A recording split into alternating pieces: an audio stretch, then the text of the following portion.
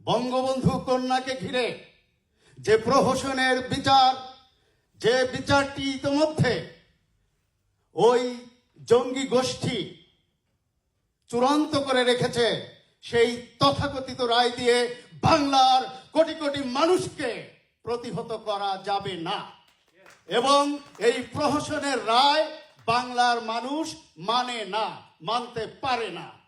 মহান মুক্তিযুদ্ধের সংগ্রামে আমাদের প্রগতিশীল সমাজ, সাংবাদিক, লেখক, বুদ্ধিজীবী, আমাদের সঙ্গীত শিল্পী, আমাদের বেলাল ভাইদের মতো প্রযোজকরা এবং সংবাদ পাঠক, পাঠিকা এবং যারা বুদ্ধিজীবী, তারা যেভাবে জাগ্রত হয়েছিলেন বঙ্গবন্ধুর নেতৃত্বে বাংলাদেশকে রক্ষায়, আমরা আমাদের প্রিয় নেত্রী, নির্বাসিত নেত্রী বঙ্গকন্যার নেতৃত্বে সারা পৃথিবীতে সেই প্রগতি সমাজ আবার জেগে উঠেছে।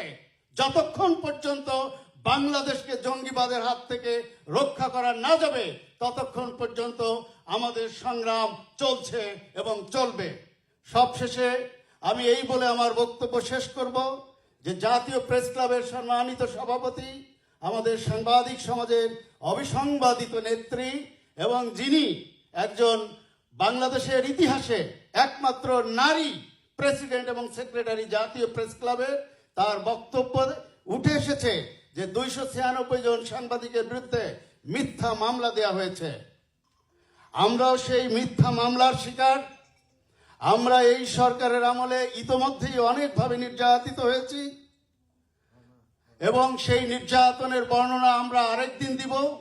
আজ বঙ্গবন্ধুর স্মৃতিচারণের মধ্যে সীমাবদ্ধ থেকে আপনাদের সবাইকে এই বঙ্গবন্ধুর কন্যা জননেত্রী শেখ হাসিনার তার প্রতি আমাদের যে অবিচল আনুগত্য, সেটাকে বজায় রেখে আগামীকালের এই নির্মম, নিষ্ঠুর এবং প্রহসনের রায় প্রতিহত করে আমাদেরকে আবার মাথা তুলে দাঁড়াতে হবে।